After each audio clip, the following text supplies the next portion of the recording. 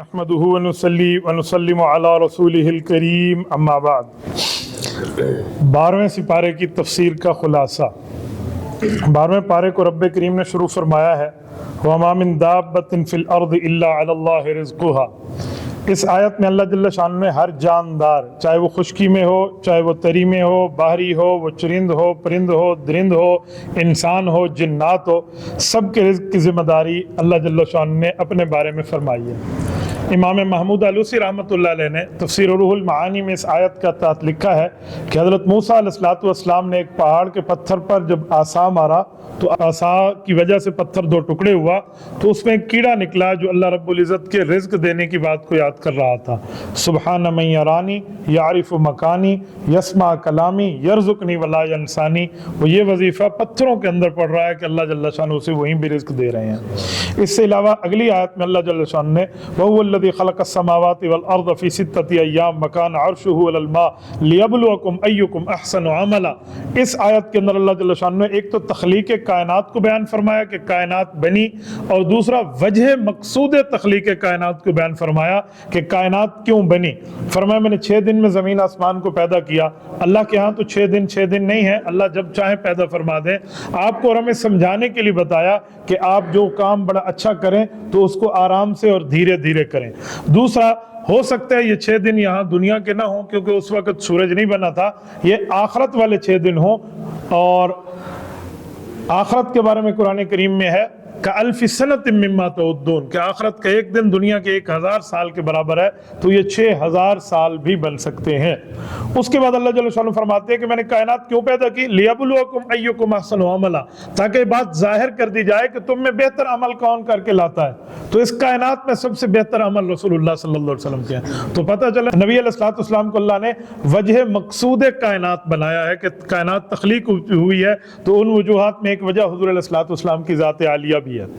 اس سے آگے جائیں تو فَلَعَلَّكَ کا طارق کی آیت کے اندر اللہ جل شانہ نے حضور علیہ السلام کو خوشخبری دی ہے کہ کافر آپ سے فرمائشی معجزات مانگتے ہیں کہ جی یہ دے دیں، یہ دے دیں، یہ دے دیں، اپنی مرضی کا ڈیمانڈڈ معجزہ مانگتے ہیں، تو آپ اس پہ دل چھوٹا نہ کریں۔ آپ انہیں کہہ دیں کہ جو ہم نے معجزے دی ہیں ماننا ہے مان لیں، نہیں ماننا تو اللہ نے اعلان کر دیا کہ جتنے فرمائشی معجزے ہم آپ کو دے دیں تم ماننے والے پھر بھی نہیں ہو۔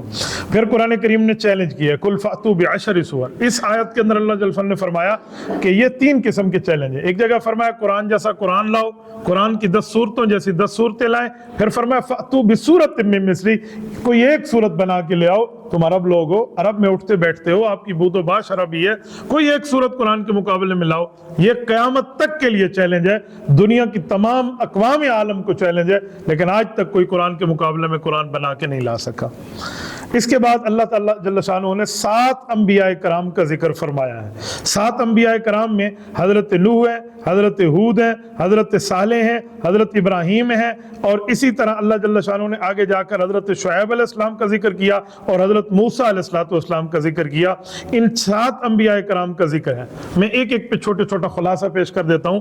نوح علیہ السلام کے لیے 950 سال دنیا میں رہے، دین کی طرف لوگوں کو بلایا، وہ نہیں مانے۔ آخر حضرت نوح علیہ السلام نے 9 صدیوں بعد ان کے خلاف دعا کی، پھر پانی کا عذاب آیا، وہ کشتی میں سوار ہو گئے تو وہ بچ گئے جو ان کے ساتھ تھے، سگا بیٹا سوار نہ ہوا تو وہ بھی مر گیا، باقی سارے بھی غرق ہو گئے، تو اللہ جل شانہ نے ان کو بچا لیا۔ اس کے آگے حضرت ہود علیہ السلام کی بات کی ہے، وَإِلَىٰ عَادٍ أَخَاهُمْ هُودًا۔ اس آیت کے اندر اللہ فرماتے ہیں کہ میں نے قوم عاد کے پاس ان کے بھائی حضرت ہود کو بھیجا۔ تو عاد قوم تو کافر ہے، تو نبی کو ان کا بھائی کیوں کہا گیا ہے؟ تو بھائی سے مراد دینی بھائی نہیں ہے، بھائی سے مراد قومی بھائی ہے، وطنی بھائی ہے۔ جو قومی ہے نا وہ ادیان سے نہیں اوطان سے بنتی ہے، وطن سے قوم بنتی ہے، مراد وطنی بھائی تھے، قومی بھائی تھے، ورنہ بھائی مسلمان کا بھائی ہے۔ فرمایا ہم نے ان کے پاس بھیجا۔ ہود علیہ السلام کی قوم بڑی طاقتور تھی، حکم ہوا کہ جی آپ عبادت کریں، تو انہوں نے عبادت نہیں کی، گناہوں کی معافی نہیں مانگی، وقت کے نبی کی بات کو ٹھکرایا، بتوں کی پوجا کرنے لگ گئے۔ آخر اللہ تعالیٰ نے ان پر ہوا کا طوفان مسلط فرمایا، ایسا سخت طوفان تھا، گھروں کی چھتیں اڑ گئیں، درخت اڑ گئے، جانور انسان یہ فضا میں اڑتے ہوئے کونگے منہ زمین پر گرے اور قوم تباہ و برباد ہو گئی۔ دوسرے نمبر پہ حضرت صالح علیہ السلام کی بات ہے، وَإِلَىٰ ثَمُودَ أَخَاهُمْ صَالِحًا۔ حضرت صالح علیہ السلام کو قوم سمود کی طرف بھیجا ہے، تو قوم سمود کا بھائی فرمایا یہاں بھی قومی بھائی مراد ہے۔ حضرت صالح علیہ السلام کی یہ بستی مدائن صالح کہلاتی ہے۔ حضرت صالح علیہ السلام نے ان کو دعوت دی، دین کی طرف بولا، انہیں فرمائشی معجزہ مانگا، یہ پہاڑ ہے، اس پہاڑ سے اونٹنی نکلے، اونٹنی کا بچہ بھی ساتھ نکلے، اور اس طرح کی عجیب بات ہے۔ تو وہ ایسے ہی ہوا، لیکن وہ اونٹنی کو انہیں مار دیا اور اس اونٹنی پر ظلم کیا۔ پھر ان پر ایک عذاب جو آیا نا، اللہ اکبر، ان پر ایسا سخت عذاب آیا ہے کہ جو چیخ آتی ہے نا، ایک چنگھاڑ کی آواز، وہ آواز ہی تو ان کے کلیجے منہ سے نکل کے باہر آ گئے اور یہ مر گئے۔ یہ علاقہ مدائن صالح میں نے اپنی آنکھوں سے دیکھا ہے۔ یہ ملک شام کی طرف جاتے ہوئے سعودی عرب سے بندہ جب جائے مدینہ طیبہ سے، یہ کوئی 500-600 کلومیٹر دور جگہ ہے، اسے مدائن صالح کہتے ہیں۔ وہاں پر ایک جبل الفیل بھی ہے، بالکل ہاتھی کی طرح وہ پہاڑ ہے، ایسے جیسے کسی نے تراش کے بنا دیا ہو۔ اور وہاں پر ان لوگوں کی جو ترتیبیں ہیں، وہاں پر جو گھر یہ بناتے تھے، جاب الصخر بالواد، یوں ٹھہر کے ایک ہاتھ سے یوں پہاڑی کو کیا، ایک ہاتھ سے یوں پہاڑی کو کیا، اور درمیان سے اپنے گھر کو نکال لیا، اتنی ان کی قد تھی۔ تو وہاں یہ بنے ہوئے نظر آتے ہیں۔ نبی علیہ السلام جب تبوک تشریف لے گئے تھے تو یہاں سے فرمایا تھا کہ اب جلدی جلدی گزرے یہاں سے، عذاب والی جگہ۔ بہرحال ہم یہاں رکے نہیں ہیں، ہم بھی تبوک جا رہے تھے تو راستے میں ہم گزرے۔ بہرحال میں نے راستے کا نظارہ کیا، اس جگہ کو دیکھ کے آج بھی خوف آتا ہے۔ اللہ کی قسم کھا کے کہتا ہوں، میں اللہ کے گھر میں ہوں، دل کانپ اٹھتا ہے اس جگہ میں جا کے کہ یا اللہ، اتنے بڑے لوگ اور ان کے پاس اتنے وقت کے پیغمبر آئے، بتاتے رہے معجزات، ان کے فرمائشی معجزات پورے کرتے رہے، لیکن ان لوگوں میں کوئی حیا بھی نہیں تھی، کوئی سنجیدگی بھی نہیں تھی کہ یہ اس کو مان لیتے۔ اس کے آگے اللہ جل شانہ نے حضرت ابراہیم کی بات فرمائی۔ حضرت ابراہیم کا واقعہ کیا ہے؟ حضرت ابراہیم علیہ السلام کا واقعہ اور حضرت لوط علیہ السلام، حضرت ابراہیم کے جو بھانجے ہیں، ان کا واقعہ اکٹھا اللہ جل شانہ نے بیان فرمایا۔ وہ یہ تھا کہ فرشتے آئے، خوبصورت شکل میں نوجوان بن کر آئے۔ حضرت ابراہیم نے سمجھا مہمان ہے، جی بکرا پکائیں، ان کو دے دیں۔ بکرا پکا کے سامنے رکھا، جی انہوں نے کہا جی ہم کھانے والے نہیں ہیں۔ کہا کیوں، کوئی نقصان دینے والے ہو؟ کہا ہم اللہ کی طرف سے فرشتے ہیں، عذاب دینے وہاں جا رہے تھے، آپ سے سلام دعا کرتے ہوئے گزرے ہیں اور آپ کو خوشخبری دینی ہے۔ جی بتائیں کیا؟ کہ جی آپ کا اس بڑھاپے میں اللہ آپ کو بیٹا دے گا، اس کا نام اسحاق ہوگا، وہ بھی نبی ہوگا۔ اللہ پھر اس کو بیٹا آپ کا پوتا دے گا، اس کا نام یعقوب ہوگا، وہ بھی نبی ہوگا۔ یہ حضرت ابراہیم علیہ السلام کو تسلی دی۔ پھر حضرت لوط کے پاس پہنچے۔ حضرت لوط علیہ السلام کی جو قوم تھی نا، سیڈومی ان کو جو کہتے ہیں، یہ ہم جنس پرست قوم تھے۔ یہ مرد کی طرف ان کے یہاں مائل تھا اور ہم جنس پرستی ان میں عام تھے۔ تو اللہ جل شانہ نے امتحان دیکھے اب لوگوں کا، بالکل خوبصورت جوان شکل میں فرشتوں کو بھیجا۔ حضرت لوط علیہ السلام انتہائی پریشان ہو گئے کہ قوم تو ہم جنس پرست ہے اور یہ میرے پاس جو مہمان آئے ہیں اور یہ تو خوبصورت نوجوان ہے۔ تو حضرت لوط علیہ السلام ابھی بات ہی کرنے لگے تو انہوں نے فرمایا تھا آپ بے فکر ہیں، ہم جانے اور یہ قوم جانے، ہم انہی کے لیے تو عذاب دینے آئے ہیں۔ پھر اللہ جل شانہ نے ان کو کیا عذاب دیا، اللہ اکبر۔ حضرت لوط علیہ السلام وہاں سے چلے گئے اور پھر ان فرشتوں نے اس زمین کو نیچے سے اٹھایا، اتنی بلندی تک لے گئے، روایات میں آتا ہے کہ ان کے مرغوں کی اذانوں کی آوازیں فرشتوں نے آسمان میں سنی، اتنے اوپر گئے اور اوپر سے ان کو نیچے پھینکا اور نیچے پھیر کے اوپر سے پتھروں کی بارش کر دی۔ چھٹے نمبر پہ داستان حضرت شعیب علیہ السلام کی ہے، وَإِلَىٰ مَدْيَنَ أَخَاهُمْ شُعَيْبًا۔ یہ مدائن شعیب، یہ بھی وہیں عرب میں واقع ہے، یہاں بھی میں گیا ہوں تبوک سے واپسی پر۔ ان کے اوپر جو عذاب آیا، اللہ اکبر، ان پر اتنا شدید عذاب آیا تھا کہ ان کی غلطی یہ تھی وقت کے نبی کو ٹھکرایا، اور لیتے تھے تو 1 کلو اور وہی بیچتے تھے تو 1.25 کلو، لیتے تھے 2 کلو دیتے تھے 1 کلو، لینے کے بعد اور دینے کے بعد اور۔ الذین اذا اکتالوا علی الناس یستوفون واذا کالوہم او وزنہم یخسرون، لینا اور دینا اور، یہ ان کی 2 نمبریاں تھیں۔ تو پھر ان پر جو عذاب آیا وہ عذاب یہ تھا کہ ان کو اللہ جل شانہ نے اتنی شدید ترین چیخ میں مبتلا فرمایا کہ یہ بھی اونگے منہ گرے اور وہاں پر یہ بھی مر گئے۔ ان کی آج تک وہاں پر علامات اور ان کی یاداشتیں وابستہ ہیں۔ وہاں اس بستی میں جا کے دیکھیں نا، مدائن شعیب میں، یہ ملک شام کا بڑھ رہا ہے، سعودیہ کا بالکل اینڈ ہے، جہاں حضرت علی حضرت معاویہ کی صلح کی تحکیم ہوئی تھی نا، جس علاقہ کہتے ہیں دومت الجندل، یہ اس کے قریب ہے، بہت اونچے اونچے پہاڑ ہیں۔ میں دنیا میں کوئی 3 بر اعظم کے سفروں میں گھوما ہوں، اتنی شدید خطرناک اترائی میں نے سرنگوں کی نہیں دیکھی جو مدائن شعیب کی واپسی پر ہے، یوں اور یوں چڑھائی ہے۔ بعض جگہ تو ایسے اگر ڈرائیور کر رہا ہو نا ڈرائیور، تو میں آنکھیں بند کر لیتا تھا، واللہ ہم نیچے نہیں دیکھ سکتے تھے اترتے ہوئے، ایسا خطرناک ایریا ان لوگوں کا۔ 7ویں نمبر پہ واقعہ حضرت موسیٰ علیہ السلام کا اللہ جل شانہ نے بیان فرمایا کہ حضرت موسیٰ علیہ السلام کا جو معاملہ تھا وہ فرعون سے مقابلہ تھا۔ فرعون نے الہ ہونے کا دعویٰ کیا تھا، پھر اللہ نے اس کو غرق کیا اور اس کے بدن کو محفوظ رکھا تاکہ قیامت تک آنے والے لوگ جو ہے وہ اس کے حشر اور نشر کو دیکھتے رہیں۔ پھر قیامت کی ہولناکی کا ذکر ہے کہ قیامت میں لوگوں کی ہیبت اتنی ہوگی ایک دوسرے سے بات کرتے ہوئے بھی اللہ کے ڈر کی وجہ سے چپ ہو جائیں گے، بات بھی نہیں کر سکیں گے، وہی بات کرے گا جس کو اللہ اجازت دیں گے۔ پھر فَاسْتَقِمْ كَمَا أُمِرْتَ کی آیت میں اللہ جل شان نبی علیہ الصلوۃ والسلام کو فرمایا کہ اے نبی پاک، ہم نے آپ کو انبیاء کے واقعات سنائے ہیں، جیسے وہ مضبوط تھے، دشمن سے مقابلہ کیا، آپ خاتم الانبیاء ہیں، آپ بھی مضبوط رہیں، آپ بھی کفر کے مقابلے میں صد بنے، ایک جو ہے نا رکاوٹ بنے ان کے مقابلے میں، اور آپ کھڑے ہو جائیں اور بے فکر ہو جائیں کہ یہ لوگ آپ کو کچھ کہیں گے۔ اِنَّهُ بِمَا تَعْمَلُونَ بَصِيرٌ، ان کے ایک ایک کام پہ اللہ گہری نظر رکھے ہوئے ہیں، آپ کی ذات کو کوئی نقصان نہیں دے سکتے۔ اس سے آگے اللہ نے اقامت الصلاح کی بات فرمائی، واقم الصلاح، اس میں اللہ جل شانہ فرماتے ہیں کہ آپ دن کے طرفوں میں نمازیں پڑھیں، اور پھر آپ اس طرح نمازوں کے اوقات بتائیں۔ 4 نمازیں یہاں موجود ہیں اس آیت کے اشارے میں، فجر، عصر، مغرب، عشاء۔ جو ظہر کی نماز ہے اس کا الگ حکم ہے، اقم الصلاۃ لدلوک الشمس، اس میں پھر ظہر کا حکم ہے جو آگے 15ویں پارے میں ہے۔ پھر سابقہ انبیاء کے واقعات بتانے کی وجہ اللہ نے بتائی، فرمایا وَكُلًّا نَقُصُّ عَلَيْكَ مِنْ أَنْبَاءِ الرُّسُلِ مَا نُثَبِّتُ بِهِ فُؤَادَكَ، محبوبم ہم نے آپ کے دل مبارک کو مضبوط کرنا ہے، اس میں مضبوطی رکھنی تھی، اسی لیے پچھلے انبیاء کے واقعات ہم نے آپ کو سنائے تاکہ آپ کا دل مزید مضبوط ہو جائے۔ اس کے آگے حضور پاک صلی اللہ علیہ وآلہ وسلم کو حضرت یوسف علیہ السلام کے بارے میں سوال ہوا، کافروں نے آ کر پوچھا، مکہ کے کافروں نے، کہ بتائیے یوسف بنی اسرائیل مصر میں جا کے کیوں آباد ہوئے تھے؟ مکہ کے کافر سمجھتے تھے مسلمانوں کے نبی کو نہیں پتا ہوگا، یہ تو یہودیوں سے جا کر پوچھا ہے، یہ سمجھتے تھے ہمارے بڑے تعلقات ہیں، ہم تورات انجیل زبور والوں سے پوچھا ہے، تو حضور علیہ السلام سے بات پوچھی۔ اللہ جل شانہ نے پوری سورت یوسف نازل فرمائی ہے، اور واحد سورت یوسف ہے پورے قرآن کی جس میں ایک واقعے کو تفصیل کے ساتھ مکمل بیان کیا ہے۔ باقی جتنے انبیاء کے واقعات ہیں اللہ نے مختلف جگہوں میں سنائے ہیں، لیکن بقدر ضرورت، جتنی ضرورت تھی اتنی سنا دی، پورا واقعہ ایک جگہ اکٹھا اس طرح نہیں ہے جیسے سورت یوسف ہے۔ اسی لیے اللہ نے فرمایا احسن القصص، بہترین واقعہ ہے کہ جامعیت میں اور اکٹھا ایک ہی واقعہ سنا دیا۔ حضرت یوسف میں اور نبی علیہ السلام میں 2 چیزیں بڑے مشترک ہیں۔ نمبر 1، حضرت یوسف کے ساتھ دھوکہ کیا تھا اپنے بھائیوں نے، حضور علیہ السلام کے ساتھ دھوکہ بازی کی ہے اپنی قوم مکہ مکرمہ کے لوگوں نے۔ پھر حضرت یوسف کو جب طاقت حاصل ہوئی، وقت کے بادشاہ بنے اور ان کی چوری پکڑی گئی، تو پھر بھائیوں کو معاف کر دیا، اور پھر وہی بھائی مطیع اور فرما بردار ہو گئے۔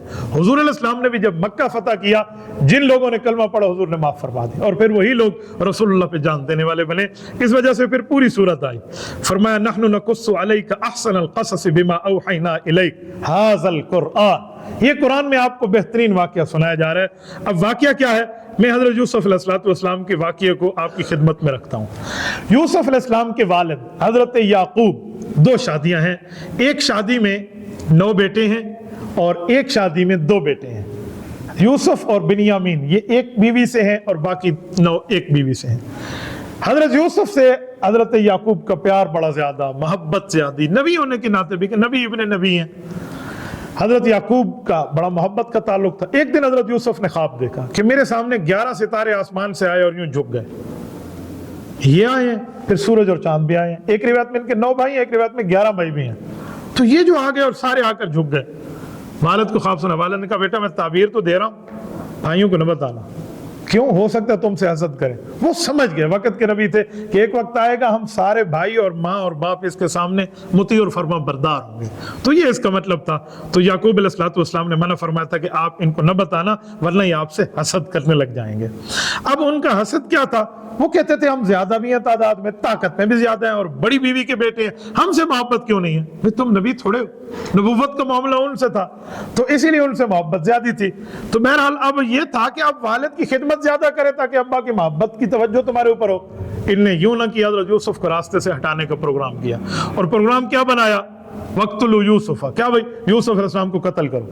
بڑا بھائی جو تھا نا یہودا اس کا نام تھا، اس نے کہا قتل نہ کرو، ابا کی بڑی محبت ہے، کوئی ایسی بات کرو جس سے ابا کا دل بھی نہ ٹوٹے اور بات بھی بن جائے۔ کہ جی پھر کیا کریں؟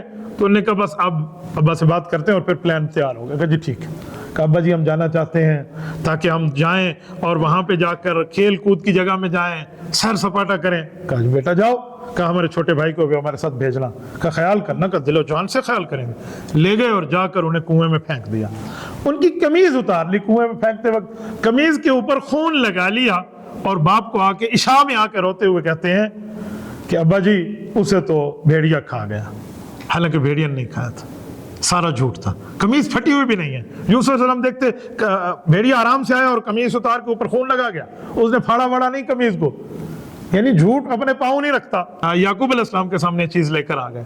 हुआ यह था जब इनने पानी में फेंका ना कुएं के अंदर, अब आगे क्या मामला हुआ? अब आगे ये हुआ कि एक काफिला जा रहा था, उनने आकर डोल निकाला तो डोल को पकड़ के हज़रत यूसुफ बाहर आ गए। तो ये भागते हुए उन्होंने कहा जी हमारा भगोड़ा गुलाम है, हम इसको बेचना चाहते हैं। ऐसे जालिम कुछ दिरहमों में बशरऊहु बिसमन बख्सिन दराहिम मादूदा, कुरान कहते हैं महदूद, उनमें पैसों में उसको बेच दिया। को पता नहीं 20 दिरहम थे कि कितने में, वो लेकर चले गए और यूसुफ अलैहिस्सलाम को बादशाह मिस्र ने खरीदा और फिर अल्लाह जल्ल शान ने उनको जब उसके ऊपर बिठाया तख्त शाही पे, और अल्लाह ने फिर उनको कामयाबियां अता फरमाई।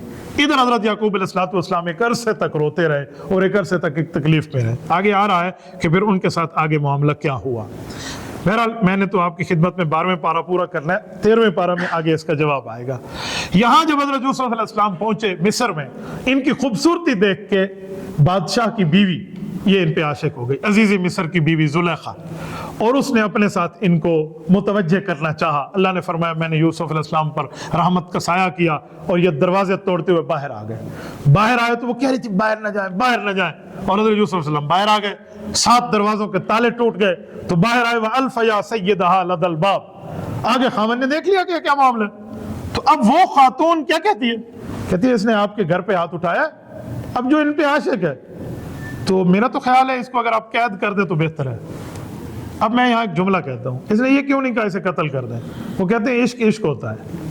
इसने इसीलिए कहा कि इसे कत्ल न करें, इसे गिरफ्तार करें ताकि जेल खाने में जाके देखती भी तो रहूंगी ना, दीदार तो चलता रहेगा। तो इश्क गालिब आ गया, इसलिए आगे मशवरा भी दे दिया। लेकिन हजरत यूसुफ अलैहिस्सलाम से पूछा आपने क्या किया? तो उन्होंने फरमाया मैं तो बिल्कुल इससे बरी हूँ। तो कहा जी आप कैसे बरी? उन्होंने कहा दलील देख रहे हो तो मेरा पिछला दामन फटा है, इसने मुझे खींचा है, अगर मैंने गुनाह करना होता तो मेरा अगला दामन फटता। देखा तो ऐसे ही था, एक दलील। दूसरी वशाहिद शाहिदुम मिन अहलिहा, छोटा बच्चा है, यूसुफ अलैहिस्सलाम को रब ने हुक्म के इसे उठाया और यूं हाथ में रखा और फरमाया बच्चे जिस रब ने तुम्हें ताकत दी है सिर्फ चलने फिरने की, आवाजें निकालने की, वो बोलने की ताकत भी दे सकता है। बोल अल्लाह के हुक्म से, बता हम में गलत कौन है।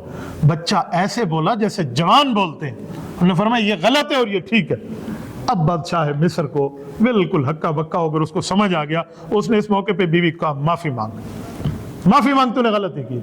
उसने माफी मांगी तो यूसुफ अलैहिस्सलाम को कहने लगा कि आप दरगुजर कर दें, आप माफ फरमा दें। हज़रत यूसुफ ने माफ फरमा दिया। लेकिन इसके बाद ताने दिए इसको सहेलियों ने। इसने सहेलियों का अच्छा तुम मुझे ताने देते हो कि मैं गुलाम पे आशिक हो गई, आओ जरा इसको देखो।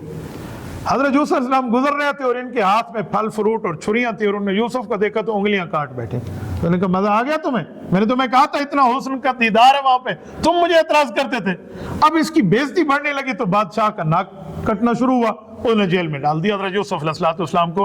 तो इधर से हज़रत यूसुफ ने दुआ भी मांगी थी कि अल्लाह इनकी बुरी बातों से तो जेल अच्छी है, क्योंकि अल्लाह ने वादा किया था कि यूसुफ आपसे प्यारी मुलाकातें जो होंगी वही की वो जेल में होंगी। हज़रत यूसुफ जेल चले गए। जब वहां गए जेल में तो जेल में 2 कैदी आए हुए थे जिन पर बादशाह के कत्ल का इल्जाम था। एक बावर्ची था किचन में रहने वाला, और एक वो था जो बादशाह को पानी वानी पिलाता था, साकी था, शराब पिलाता था। इनमें से किसी ने जार दिया तो तहकीकात शुरू हो गए। कुछ अरसा तक तहकीकात चले तो पता चला इनमें एक झूठा एक सच्चा है। तो झूठा फांसी चढ़ गया और सच्चा रिहा हो गया। लेकिन इन दोनों की हजरत यूसुफ से दोस्ती बन गई। इन दरमियान में ख्वाब देखा तो अपने फैसले से पहले हजरत यूसुफ ख्वाब सुना, हजरत यूसुफ ने उनकी ताबीर दी। फरमाया जो तुमने ख्वाब देखा ना कि तेरे सर पे परिंदे रोटियां खा रहे हैं, तूने फांसी चढ़ना है। अजी तू जो कह रहा है ना कि मैंने ये करना है और वो करना है और फला देखा बादशाह को पिला रहा हूं, तू बाकी जाएगा और बादशाह को जाकर वापस तू साकी बनेगा और ये चीजें पिलाएगा। लेकिन जाते हुए बादशाह से कहना ये बेगुनाह और मजलूम है, आपने इन्हें कैद किया तो याद रखना। कहा जी बहुत अच्छा। वो चले गए बादशाह के पास। जब बादशाह के पास गया उसे बात भूल गई। एक अरसा गुजर गया, पिलाते पिलाते भूल गया। बादशाह एक काम में फंसा जी, ओ मुल्क में कहत पड़ रहा है और मैंने ख्वाब देखा। बादशाह ने ख्वाब देखा 7 गायें मोटी ताजी हैं, वो 7 दुबली पतली उनको आकर खा जाती हैं। उन्होंने कहा जी ताबीर बताओ। सारे फेल हो गए ताबीर देने में। उसी साकी ने कहा जी मेरे ख्वाब की ताबीर जेल के एक साथी ने दी थी। کہ اسے بلاؤ، کہ وہ کون ہے؟ کہ وہ یوسف علیہ السلام ہے، وہ تعبیر دیں گے۔ وہ گیا تو حضرت یوسف نے تعبیر دی اور پرفیکٹ تعبیر دی۔ اس نے کہا بہت اچھا، ایسا بندہ جیل میں نہیں، ہمارے ساتھ سلطنت میں ہونا چاہیے، ہمیں اچھے مشورے دے گا، انہیں رہا کرو۔ رہائی کا آرڈر گیا، روب کار لے کر اس وقت کا سپرنٹینڈنٹ جیل میں گیا۔ یوسف علیہ السلام نے فرمایا جی نہیں، ایسے نہیں نکلتا، پہلے الزام کو صاف کرو، جس الزام میں مجھے بھیجا تھا صاف کرو اس کو۔ بےزتی صرف آپ کی ہے، نبوت کے معاملات نہیں ہے۔ زنا جیسے الزام لگایا، اس کو صاف کرو پھر نکلوں گا۔ پھر اس نے تحقیقاتی کمیشن بٹھایا اور وہ غلط ثابت ہوئی، زلیخا اور حضرت یوسف علیہ السلام صحیح ثابت ہوئے اور ان کو باہر لایا گیا۔ یہ واقعہ یہاں پر تقریباً 12واں پارہ اس پہ پورا ہوتا ہے، لیکن یہ سورۃ یوسف آگے بھی چلتی ہے۔ کل انشاءاللہ اس کا اگلا حصہ مکمل کریں گے۔